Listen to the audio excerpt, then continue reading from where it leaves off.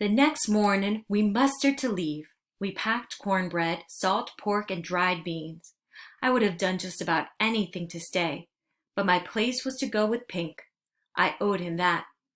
Just as we were making the last sweep of the place, making sure that there were no signs of us ever being there, we heard wild screams and shrieks coming from the woods. "Mortars!" Pink said as he grabbed a piece of wood for a club. Momo Bay took it from him. "Get to the root cellar. They ain't got no truck with an old dark woman. You get to that root cellar, you hear?" We didn't like it, but then she pushed us. "Hurry, afore they're here." She lifted the root cellar door and shoved us in. "Don't come out till I tell you." We heard the porch steps creak as she ran from the cabin. "She's drawing them off," Pink whispered. When the Moritors came in, my heart was pounding so hard I was sure they could hear it up there above us. There was a terrible commotion as they ransacked, looking for food. Then there was silence. A single shot echoed through the trees outside. They let out a war whoop as they thundered off. We waited for a sign from Momo Bay, but it didn't come.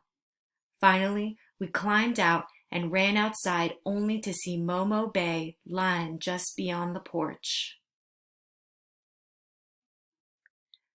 "We put you in their way by staying here," Pink cried as he rocked her in his arms.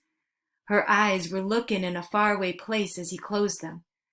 "Your son loves you, Momo Bay, your son loves you," he sobbed as he kissed her. We both held her hand until there was no more warmth in it. After we buried her under the willow tree, we set out. Pink figured we were a 3 days' walk from Union troops.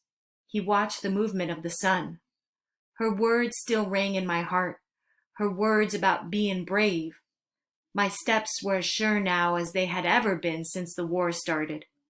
We walked in the open as clear as a country stroll until the morning of the second day.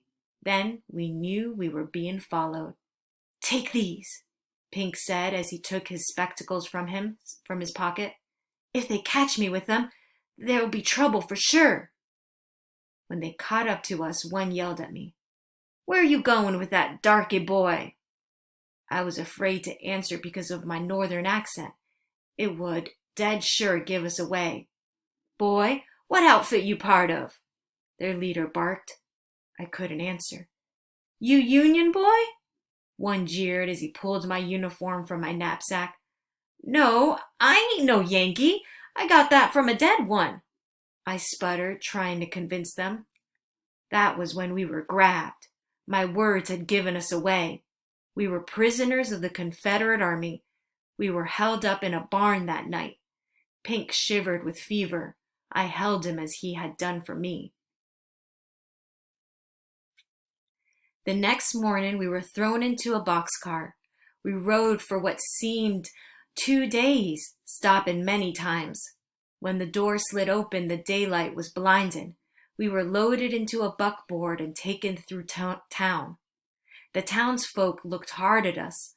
All they had left for us was mean looks and a heap of hate.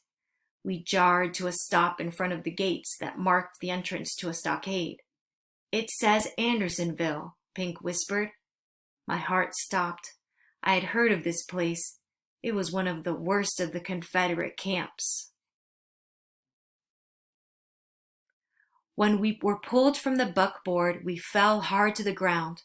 "No, no!" I begged as they pulled us both along. Because of his fever, Pink stumbled and fell. They dragged him along with such meanness. He did not protest until they forced us in different directions. Then he reached for me and said, "Let me touch the hand that touched Mr. Lincoln, say, just one last time." I watched tears fill his eyes and cleaved my hand to his until they wrenched us apart. They smote him and dragged him away from me. He looked back at me and tried to say something more, but they crossed his back with knotted hemp and pushed him along.